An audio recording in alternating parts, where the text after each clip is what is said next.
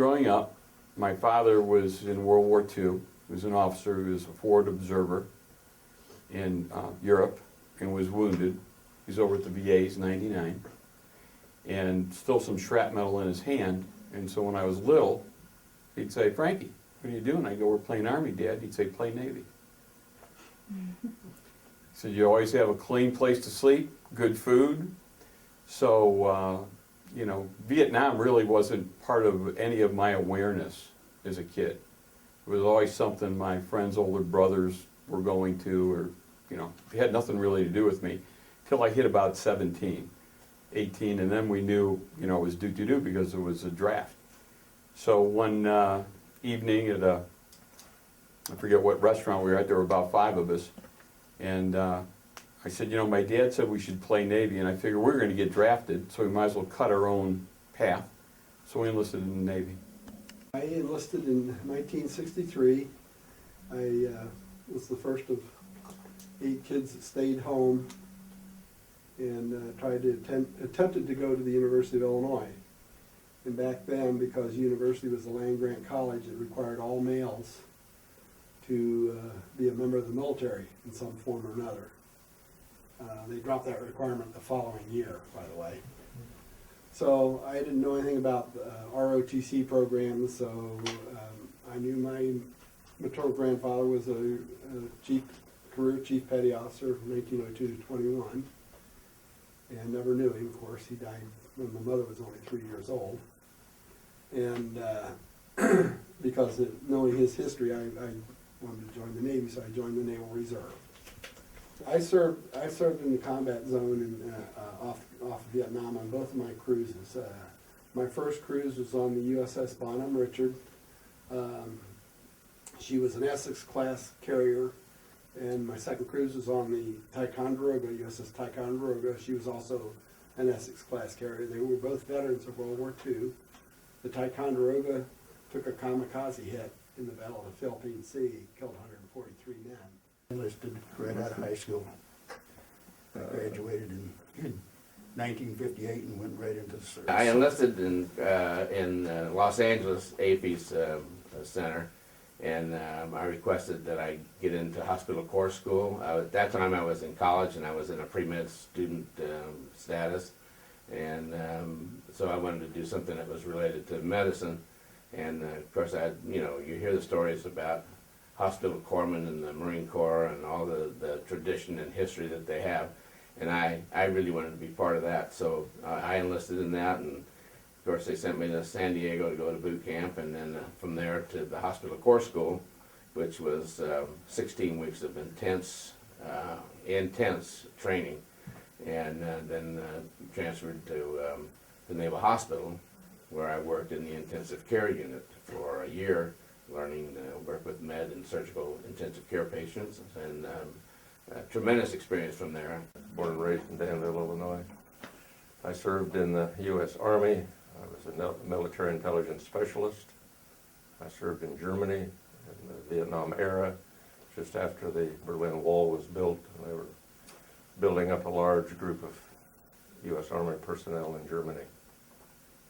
And our main purpose was to interview border crossers from the East Zone and to provide security for the missile batteries.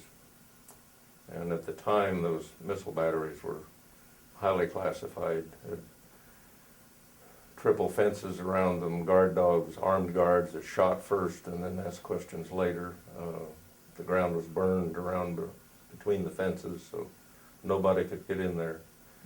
I had a top secret cosmic clearance, which was the highest clearance that was available, and the main purpose for that was ostensibly those missiles were ground to air if the Russians flew over in a bomber. In actual fact, and known only to some of the U.S. military personnel and probably less than a half a dozen of the German officials, those missiles had a ground-to-ground capability with a nuclear weapon. By the time the war started and by the time I left for this assignment over there, I had already been in the service for 9 years. Okay, I was by that time a professional soldier, so I didn't feel anything other than it was my job. Well, my first job was as an infantryman. And when I re-enlisted, I went into the aviation side. So I had a lot of jobs and different experiences in 23 years. Was trained as a plane captain, got qualified within a record time, about 3 months. I was up on the flight deck, and I was in charge of a $27 million piece of equipment in the life of a pilot. It's a single-seat aircraft. That's the F-8 Crusader. That's the aircraft my squadron flew. And it was a very rewarding experience. The closest we got to any real action was, it was probably 76 when the soldier was killed in South Korea, and they activated our unit to go to the next step as far as, you know, when you're a mobile unit, something happens, you get activated, and our job was to move from Austin, Texas to Shaw Air Force Base, and then from there we move on to, you know, if we got called into action to South Korea, but that never happened. It was resolved.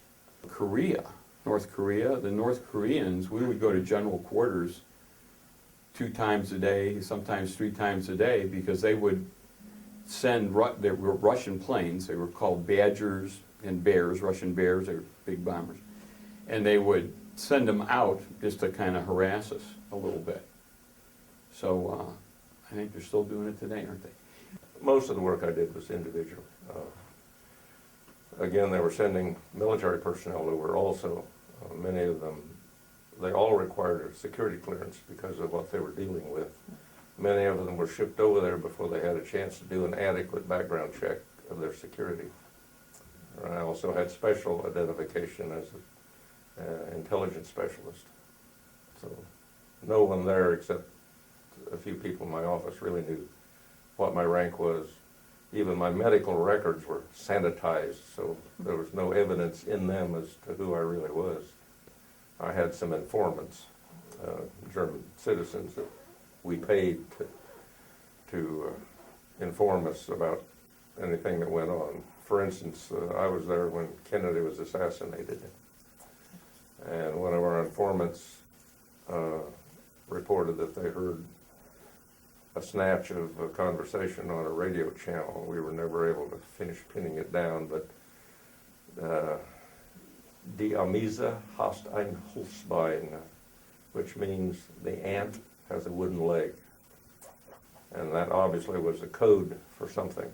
But, I mean, this happened within a few hours after Kennedy was assassinated, but we were never able to determine what that was about. Yeah. As we were flying out, I don't know how long it took from the Philippines to get out to where the ship was. It seemed like forever. And I remember one of the petty officers said, if you guys want to see your ship before we land, you can look out this porthole here. Oh, cool. You know, so I hooked it. I thought I was going to see this thing. And honest to God, if you would take a paper match and bite the head off the paper match and just have that little skinny strip and throw it down on the carpet, that's what I was looking at. And I said, we're going to land on this thing? You know, are you kidding me? I found out years later that Lloyd's of London, the insurance company, big insurance company, considers the flight deck of an aircraft carrier the most dangerous man-made work environment there is. Statistically, they consider it almost as dangerous as a battlefield. On my second cruise, the first day in a war zone, I literally came within 1 step of walking into a turning prop. That was my closest call during my total of probably about 18 months at sea. The other incident I had was my aircraft was up on the catapult. They folded the outer wing panel down. It didn't look like it locked. I was checking it out. I had my hand in the space where the aileron is at, somebody on the other side of the aircraft gave the pilot a signal to take the stick and do that, which made the ailerons go up and down. And it's like a 3,000-pound hydraulic shear. I ended up with a blood blister on that finger, cracked this finger, and ended up with about 30 stitches in those two fingers. But it didn't lose my fingertips, fortunately. We had one brother-in-law that he was shot in Nam, but he was one of the lucky ones to return. But we had mixed feelings because we had two, my brother-in-law and a cousin that served over there. And luckily, you know, both of them come back. You know, the war when I was there was spread all over. And they would hit one base or they'd hit another base. And I don't know if I was lucky. I was never where they hit. My brother-in-law, he had problems mentally because of what happened to him over there. The best we could tell, it took him 20 years to even acknowledge that he went to Vietnam because he had to kill people, and he was you know, bitter. He was shot by a sniper, and the first thing that he said is, you know, they got the guy, they got the sniper, but you know, when he was over there, he got a Purple Heart pinned on by General Westmoreland. And he really, coming home, he wasn't proud of it because the American people didn't recognize it. If you understand, or if you've heard what happened back in those 60s, it was not a pleasant time for military. The public had a very dim view. In fact, we were called everything from baby killer to warmongers to whatever. And so we took a lot of heat. And so most of the people who were in the military at that time, when they went off base, never went off in a uniform. They went off in civvies and pretty much always wore a ball cap to cover the white wall haircut that we always had to have. Mm-hmm. So it was a very difficult time for especially young people. I was very lucky when I went in. I was almost 21, but I ran into a lot of the kids that were there. They were 17 years old who had never been away from home before. And so this experience for them to be going to fight for their country and to be treated that way by their own people was very hard for some of them to accept. It really was. And so a lot of them didn't go off base. They just stayed on the base. You know, we were there, and I think to a large degree what my experience was, we helped a lot of people over there. You know, if somebody was hurt, we medevaced as many Vietnamese civilians as we did, you know, wounded Marines. Okay, if a kid got hurt or happened all the time, we treated them, medevaced them, and fixed them up. So, you know, military people aren't boogeymen, they're not supermen. You know, the discipline there isn't any worse than it should be any place. I mean, I never thought my civil rights were violated because I wore a uniform, but, you know. Well, I think they have a place in, they have the right to voice their opinion, but when it comes to, you know, violence and stuff like that, I think it's wrong. When I was in, I run into several people that I worked for, or worked with, that they thought it was wrong and there's no way that they would, you know, carry a gun. But the position that we were in, we didn't, you know, we weren't going to carry a gun anyway, because all our jobs were behind the lines on Air Force bases, you know, flying, and unless you were in the heat of battle, you know, in Nam, some of the Air Force personnel, they did have to carry guns, but, you know, that wasn't our primary goal. You know, our goal was to keep the planes flying. The physical, probably not, because I was probably in the most fit I ever was in my life when I was with the Marine Corps. I mean, I look back and I looked at my discharge papers, and to see what I was lean and mean. When I was discharged from there, I was 6'2" and 175 pounds. There was no fat on me at all. I mean, I was really lean, very, very fit, because of the fact that in those days, in the 60s, John F. Kennedy had started what he called his physical fitness, a 50-50, and where you swim 50 miles or run 50 miles, but the Marine Corps picked that up as part of their training program. So we were out there doing push-ups and doing all the things that he would try to do, and it worked very well, because the Marine Corps, that's the name of their game, is physically fit. The worst part was the mental. When I was, and not so much at Camp Pendleton as it was at San Diego Naval Hospital, because there we took medevacs back from Vietnam, and when we bring 17-year-old kids who, like I said, never been away from home,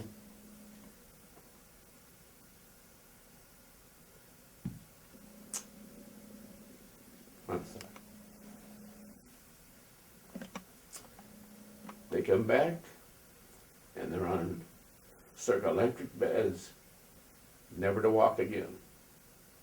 At 17. That's where I was affected the most, having to take care of these kids and send them home to their mom and dad, and knowing they're going to be fed with a tube and never walk or talk again. That's the hard part of the war that you don't ever forget. You don't ever forget that. The physical part of it is one thing, but the mental really does take its toll on you. So, yeah, there's parts that, to this day, I hardly even talk to my wife about, because she knows it breaks me down. So. Well, number one, I get really upset every time I hear somebody say, we lost the Vietnam War. We did not lose the Vietnam War. We did not sign a treaty. We did not sign a surrender document. We never lost a battle in Vietnam. We lost some small skirmishes, but we never lost a major battle in Vietnam. Well, I don't think a lot of people understood the war and what we were doing over there. And I think to the point we got so involved that we couldn't back out, because we committed ourselves so deeply into helping that, you know, there's nothing we could do. Even to this day, the Vietnam era vet is still not fully respected. I see we're doing better. We're doing better with the Afghan veterans coming back, Iran, all those vets that are coming back. I really do appreciate when I see people, civilians, going to the airports and welcoming these kids back from their duty, and applauding them for doing their duty and being obedient to their command. I visit the VA hospital here, and I talk to the vets here, and a lot of them still do not feel they've ever been accepted back, or that their service was ever accepted by the people. So I want the people to know, those people in Vietnam era, they gave their all. They gave everything they had to do what they thought was right. And that's the bottom line. It wasn't like they were trying to win any political points or some elected office. They were doing their duty and doing the best they can. And they did. They gave everything they could. And I think under the circumstances and under the policies that they had to work under, they did a remarkable job. Because they were like fighting a war with one hand behind their back. They did not have the freedom of a true military leader telling them what to do. They had black suits and white shirts and ties telling them what to do. And it's, unfortunately, people who have never done any military service. So they're trying to run the military and have no idea how it operates. And that would be my thing, is that we still make an effort for these Vietnam vets. We're losing more of them. I see them out here at the hospital, and we're losing more of them as they go, and they're slipping away, never knowing how they are being appreciated for what they did. So yeah, that'd be my wish right there. I think professional military people are probably romantics at heart. You know, you go, okay, I'm here, I'm doing this, so somebody's family can sleep. It's a shame we ever have to do that. It's a shame we ever have to send any of our, you know, loved ones, whether you're children or brothers or sisters or aunts or uncles or anybody, to do it. But I think, as you're aware, at your age, in today's kind of living, freedom isn't free. And if we want to maintain the freedoms that we have, like right now, to be able just to talk to you about this and share my thoughts on communism in South Vietnam, to be able to do that, it costs treasure.